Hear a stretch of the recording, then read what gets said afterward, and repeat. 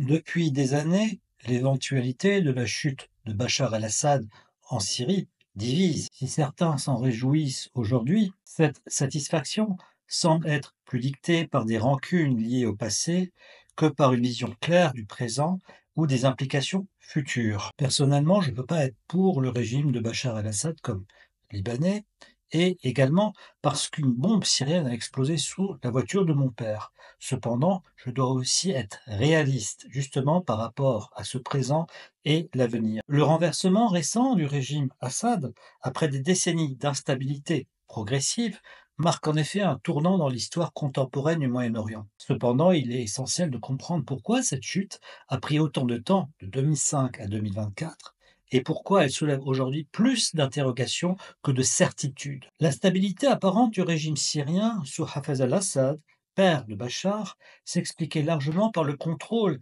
exercé sur le Liban. Depuis la guerre civile libanaise, Damas avait transformé ce pays en une arrière-cour stratégique. Le Liban servait non seulement de base pour les intérêts syriens au Moyen-Orient, mais aussi de tampon face à d'éventuelles menaces internes et externes. Historiquement, tout coup d'État contre le pouvoir à Damas était planifié à partir du Liban, grâce à sa proximité géographique avec la capitale syrienne et donc ses centres de pouvoir. En occupant le Liban, Hafez al-Assad neutralisait cette menace. Cependant, lorsque les troupes syriennes ont été contraintes de quitter le Liban en 2005, cette dynamique a changé radicalement.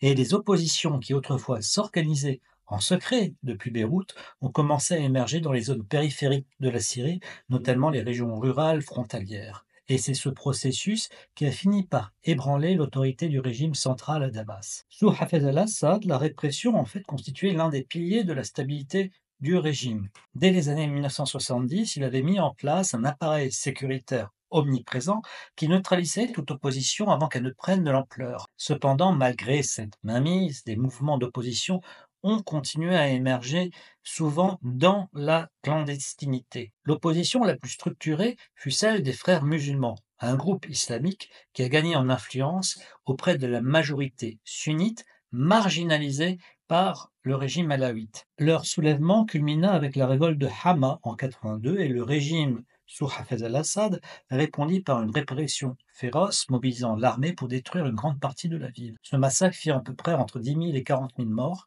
et marquait à jamais la relation entre le régime et la majorité sunnite de la Syrie. Parallèlement, on peut parler d'une opposition intellectuelle qui émergeait et qui était même tolérée par le régime, porté par des figures comme Michel Quilot. Ces opposants, bien que respectés dans les cercles académiques et politiques, n'avaient aucune assise populaire. Leur discours était trop éloigné des préoccupations des masses et peinaient donc à mobiliser au-delà de ces élites urbaines. Ces limites ont contribué à isoler cette opposition, à renforcer l'emprise du régime. Il convient ici de rappeler que la Syrie, avant le régime d'Assad, a été le théâtre de nombreuses violences répétées à l'encontre de ces minorités. Le massacre des chrétiens en 1860 à Damas, dans le Mont-Liban, reste un épisode marquant de ces violences. Ces violences étaient motivées par des tensions confessionnelles, sociales, et ont coûté la vie à des milliers de chrétiens. À cette époque, les Druzes, les Sunnites et d'autres groupes ont été impliqués dans ces exactions systématiques contre les populations chrétiennes. Plus récemment, durant la guerre civile, nous avons vu des exactions contre les minorités, alaouites, druzes, kurdes, même yazidis, et elles ont subi des attaques violentes. Ces épisodes ont en fait contribué à creuser la fracture sociale et confessionnelle en Syrie et dans d'autres pays comme en Irak. C'est dans ce contexte de menaces constantes que les minorités, notamment chrétiennes, kurdes, druzes, ont fini par s'allier bon gré mal gré au régime des Assad. Pour ces groupes, le régime offrait une protection relative face aux risques islamiques et confessionnels omniprésents. C'est un héritage historique aggravé par les massacres du passé. Cette union de minorités et des sunnites modérés aussi constituait une réponse pragmatique à la menace islamique qui avait déjà montré sa capacité de destruction, notamment avec les frères musulmans Hama, puis avec Al-Nosra, puis avec Daesh durant la guerre civile. Par ailleurs, à l'intérieur même de la Syrie, il y a eu des tensions au sein de l'appareil d'État qui ont progressivement sapé l'autorité de Bachar el-Assad. Une rivalité intense opposait deux factions majeures. D'un côté, la vieille garde loyale à Hafez al-Assad, qui voulait à peu près s'affranchir des Assad après le décès de ce leader. Elle est représentée par des figures comme Abdel Halim Khaddam, Razi Kenran, et de l'autre, La nouvelle garde rassemblait autour de Bachar al-Assad, de son frère Maher et de leurs proches. Ghazi Kanran, ancien chef des renseignements militaires en charge du Liban, et Khaddam, vice-président, gestionnaire historique du dossier libanais sur Hafez al-Assad, ces figures étaient perçues comme des rivaux potentiels de Bachar al-Assad et son cercle. En parallèle,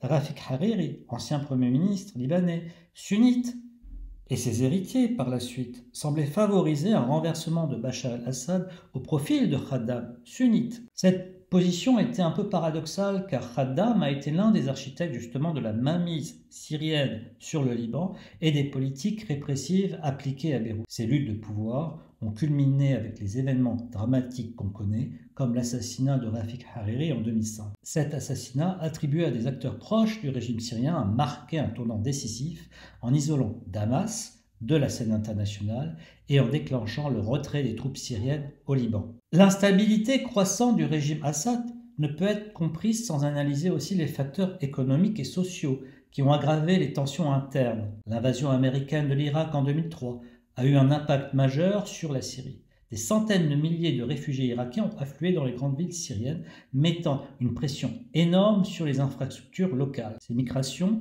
ont entraîné une augmentation de la demande en biens et en services, provoquant une inflation galopante dans les centres urbains comme Damas et Alep. À cette crise économique s'est rajoutée une sécheresse dévastatrice en 2009 qui a frappé les zones rurales dépendantes de l'agriculture et aggravant justement les tensions sociales et économiques déjà existantes en provoquant un exode vers les centres urbains. Cette migration interne a provoqué une seconde vague d'inflation, alimentant un mécontentement populaire croissant contre le régime. Les difficultés économiques combinées à une gestion politique autoritaire et opaque ont créé un terreau justement fertile pour les révoltes populaires qui ont éclaté en 2011. Ensuite, il y a eu les ingérences étrangères. L'Arabie saoudite et la Turquie, bien qu'unies dans une opposition à Bachar al-Assad, ont des visions radicalement différentes du futur de la Syrie. Sous couvert d'ONG humanitaires, l'Arabie saoudite a commencé dès 2011 à financer des organisations islamiques opérant en Syrie, alimentant directement ou indirectement des factions les plus radicales comme Al-Nosra, Daesh, tandis que la Turquie, elle, alimentait les frères musulmans. Pour l'Arabie saoudite, des ressortissants saoudiens, parmi lesquels des membres influents, ont constitué les cadres de Daesh et facilité sa montée en puissance. Cette stratégie, fondée sur un rigorisme religieux, visait à renforcer l'influence saoudienne dans les régions sunnites du Moyen-Orient et ainsi contrer l'axe iranien. Mais cela a également contribué à fragmenter l'opposition syrienne. Puis le tournant a été la création d'HTS, Hayat Tahrir al-Sham, qui a réussi à unifier les fronts islamiques. HTS, principalement soutenu par Ankara, a adopté une stratégie pragmatique. Il y a encore des soucis. Il y a une rivalité idéologique entre Riyad et Ankara qui pourrait fragmenter l'opposition sunnite HTS et empêcher l'émergence d'un front unifié. Même si aujourd'hui, on a une adoption d'une stratégie pragmatique rappelant celle des talibans, HTS cherche à apparaître modéré pour obtenir des soutiens internationaux tout en préservant un agenda islamiste qui fait peur aussi aux minorités. Autre acteur stratégique dans la région, c'est Israël. Israël poursuit une politique visant à fragmenter les voisins potentiellement hostiles. La Syrie, désormais divisée entre zones kurdes, sunnites, druzes, alaouites, illustre cette stratégie dite du nouveau Moyen-Orient telle que formulée par des think tanks américains dès 2006, alliés au Likoud et alliés justement aux autorités israéliennes. Israël contrôle de facto la zone tampon du Golan. Elle occupe le mont Hermon.